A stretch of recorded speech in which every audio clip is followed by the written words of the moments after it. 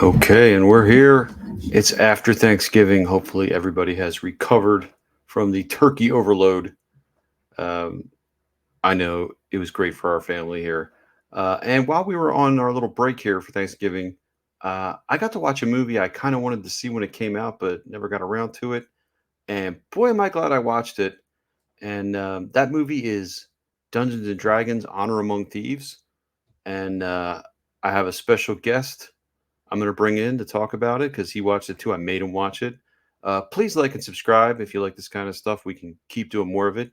Let's welcome Paladin. What's up? I'm Paladin class, third rank. My name is Eugene. I've been playing D&D for my whole life. I'm 45 and I'm glad to be here. Eugene. It's funny, you look like Vigo Mortensen to me. Yeah. I was just thinking like if I were to play D&D, I would want to be the paladin. Like I would want to be a knight. So I just thought of Aragorn. But yeah. The Aragorn, I think. Now, I did play D&D way back in the day. Uh, Advanced Dungeons and Dragons, which would have been they level it up now. We're on level 5, so I think my D&D days would have been level 2 and 1, like back in the late 70s, early 80s. So Got you. Aragorn probably would have been, I think, a ranger. Oh, there's a Um, ranger class. there's a ranger class, there's a fighter class. There's all kinds of classes you can be. Dwarves, elves, halflings, half orcs. And some of the classes appear in this movie.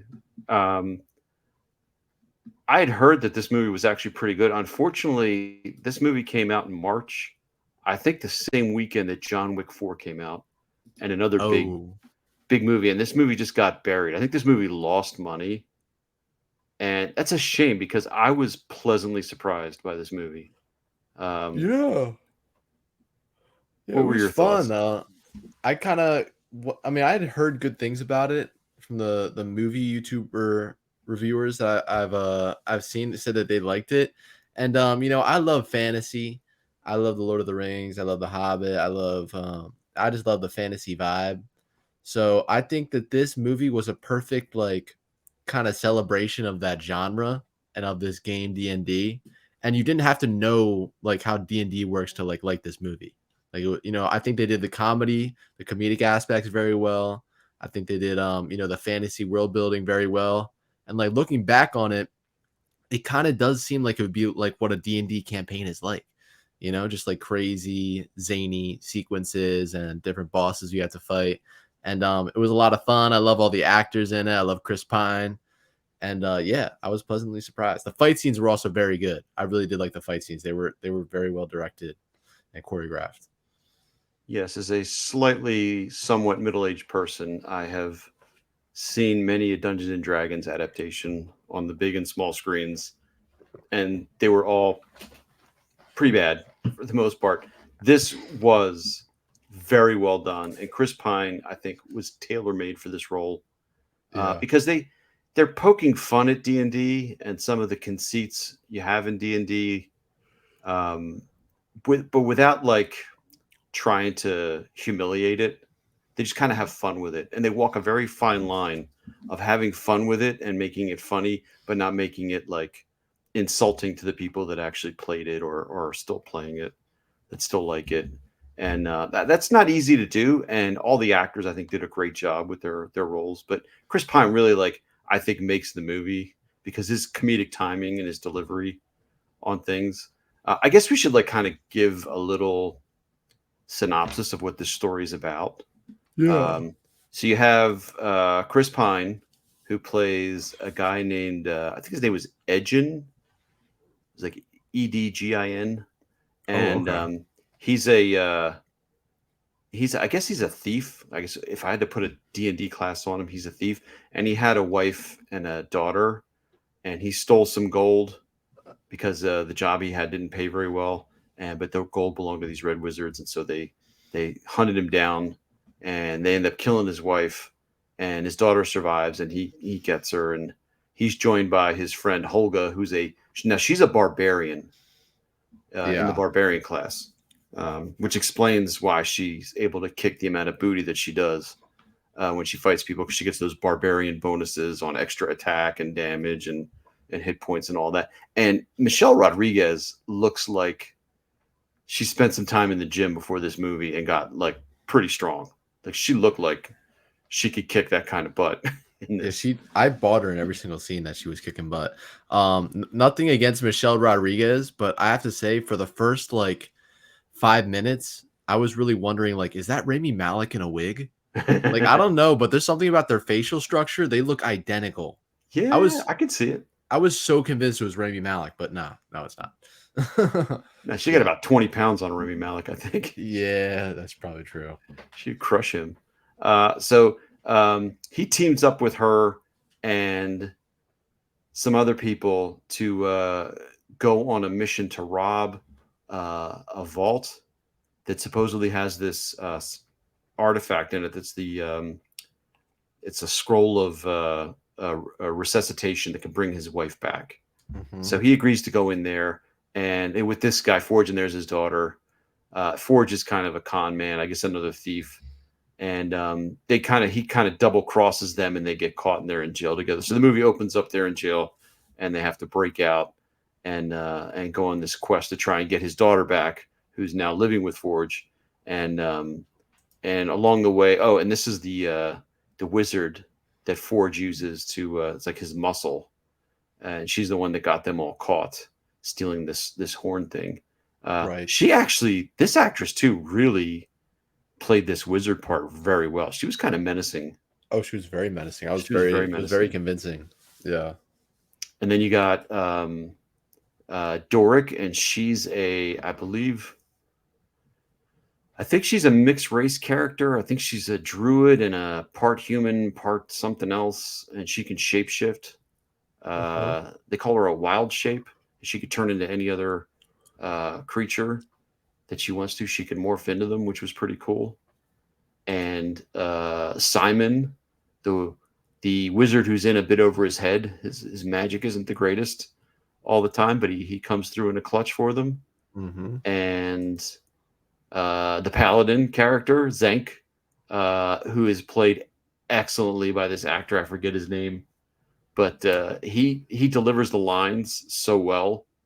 And when he does the fight scenes, like he moves very fluidly and very quickly, which gives you this look. I always say when I have fight scenes, if the actor is well balanced and can move quickly and fluidly, they can absolutely look like they know exactly what they're doing in a fight, even if maybe they don't. I use the same example with the girl in Serenity, Summer Glau, Right. and she's kicking everybody's butt, and she's a ballerina by training before she became an actress, and her balance and control and speed are so good that you'd look at just on first glance, you'd think like, yeah, wow, she's really kicking everybody's butt. And then like if you kind of like look at it a second time, you're like, yeah, you know, her technique is, but her core is so strong that it just looks like she knows what she's doing.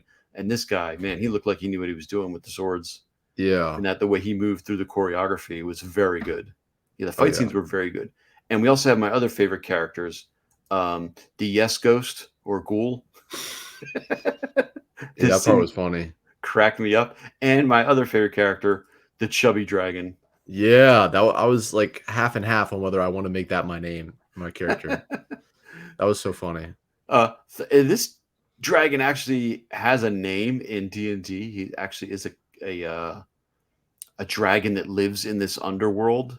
So remember in like in Stranger Things, they had the Upside Down. Yep. Well, in the Forgotten Realms campaigns in D&D, they have this like underworld thing, and this dragon, Thermachund or something like that, lives there. He's a red dragon, and so it's kind of cool that whoever wrote this movie knows some Dungeons and Dragons stuff, and like and pop these little Easter eggs in there with some of the spells, like using the coin to use the resurrection spell, and you know it's got limits on. That's the other thing I love about this movie is she's like, you know, okay, how's this work? Okay, I read the incantation, and then it brings the thing back, and then you can ask it 5 questions, and it can never be revived again. Like, why? I don't know. It's just the way it works. Yeah. Sounds kind of arbitrary.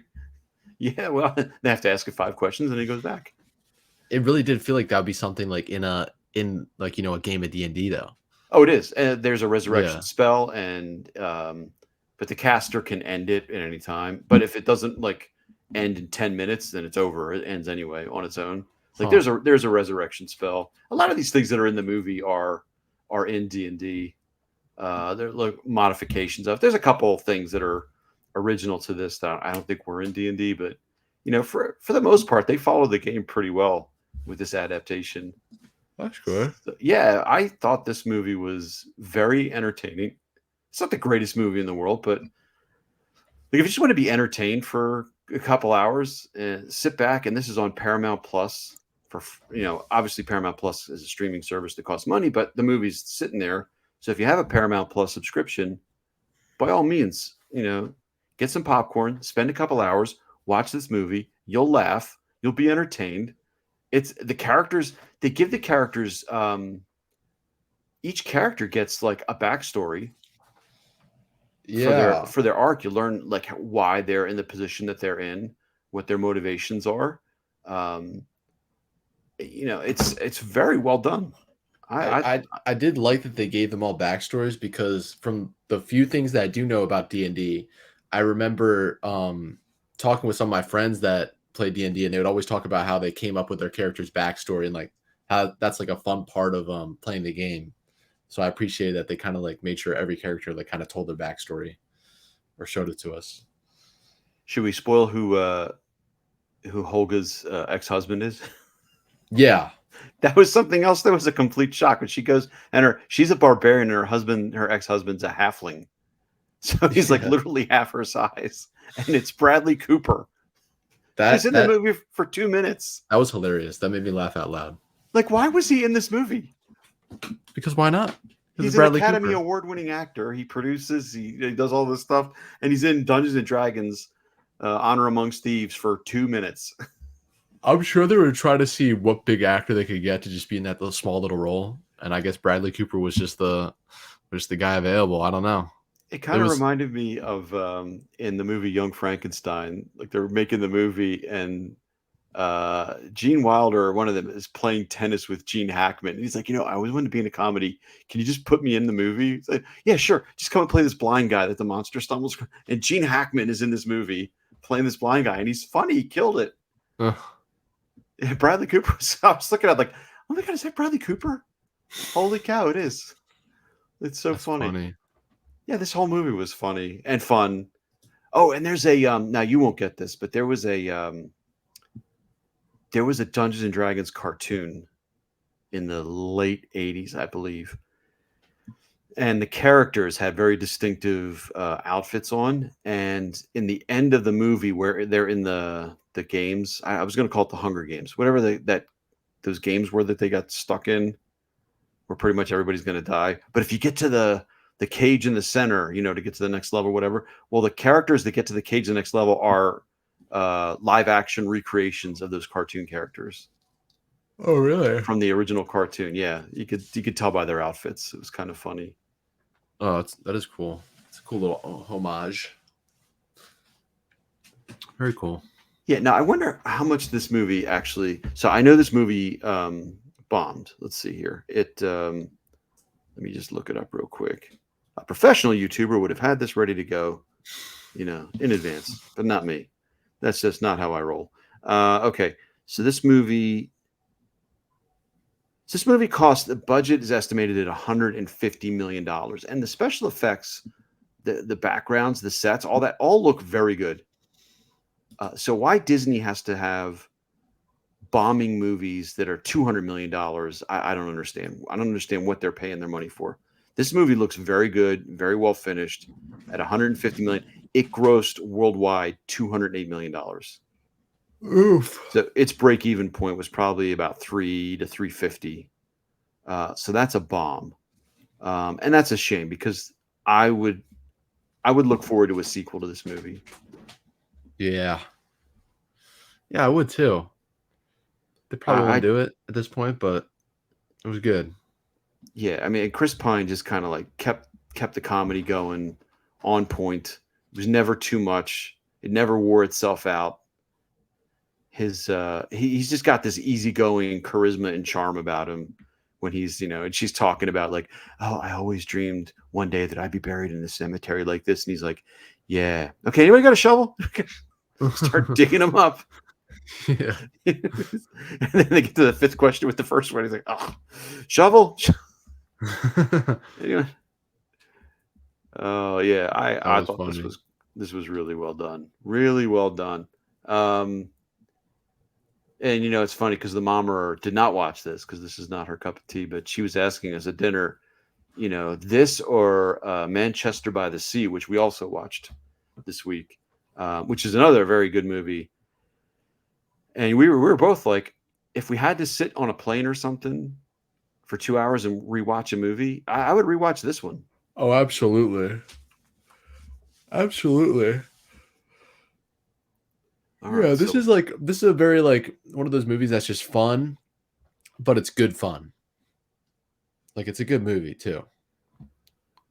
yeah, it's everything you'd want in a fun adventure kind of movie, which is great because my adventure movie things after Harry Potter and after the Lord of the Rings, really, The Hobbit. I don't even think I finished The Hobbit. Yeah. I think The Hobbit just was getting ridiculous. I mean, that whole book is only 273 pages, I think, and they make it into 3 movies, like 9 hours of content. It's like just too much. I thought this really just hit the sweet spot for an entertaining movie. So yeah, anybody out there who's still listening at this point, again, please hit that subscribe button.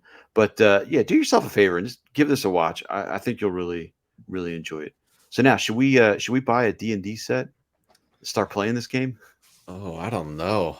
I I think I could be. might have missed my opportunity here. You might have. I actually probably still have most of the books up in the storage unit Right. from back in the day. I know Wow. one of them's up there because I saw it the other day when I was getting decorations out. The old Hmm. the old D&D days. Well, we had that one D&D book downstairs, didn't we? On the table. I think that ended up in the storage unit when we were moving Oh, stuff around got you. because we had the book and the dice. Like I had all those. I still had the dice from back in the 80s. All Wow. those, icosahedrons and dodecahedrons and tetrahedrons and all the dice stuff. We played in the 80s or in the early 80s, but we weren't like massive nerds. Our campaigns weren't that big. We just kind of, it was something to do in the summertime. We'd sit on the back porch of the house and drink soda, eat pizza, play a little D&D, and then then maybe go out and play flashlight tag or something, run around the Right. neighborhood, causing trouble. Good fun. Good, wholesome fun. Anyhow, well, I don't know. You got anything else to add? Um, Oh, how's the album doing? it's all right, you know. It ran its course. I'm just leaving it up there for if anybody wants to go listen to it. Tunes by Doug Randy every time around. It's out Every there. every time around. It's on Instagram and YouTube, right? Yup. I will. I'll link in the description below after this. After I publish this, and next movie. I don't know. I still kind of want to talk about Snow White because now we've got the Disney Snow White's getting pushed off a year as they reshoot parts of it, and they're bringing the dwarves back. And then the Daily Wire is now making a Snow White movie. And I'm like, maybe if there's people out there that haven't seen the original Snow White, maybe I should talk about it and just kind of give my view on it and what's good about it and what's bad about it, which actually isn't very much. It's not. I really enjoy that movie because I just rewatched it. Very When's the nice. last time you saw Snow White? Oh, Been a while.